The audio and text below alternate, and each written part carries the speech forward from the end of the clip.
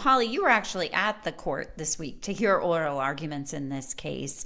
My first impression was just how into and engaged in the argument these justices were, and how there were pretty clear divisions between them almost from the very beginning. That I could tell very early on that this was not going to be an easy case for the court, and particularly some pretty aggressive and incisive questioning from justices, particularly of the attorney who was representing Mr. Landor. So what were some of your impressions from being inside, in person in the court?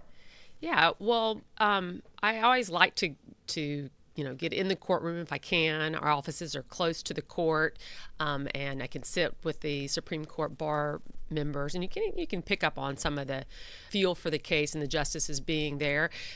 This was a little different. It wasn't super crowded as far as long lines getting in the courtroom, although it was full. So I think that's just reflective of there not being a high degree of public interest.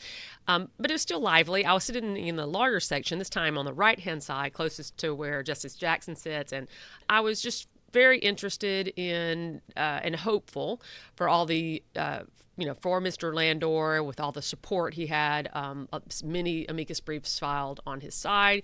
And I was really just struck how all of the justices were tuned in and seemed to be really kind of struggling, thinking through this case, animated, not in a only a couple of them. A couple of times did it feel kind of hostile, but generally just highly engaged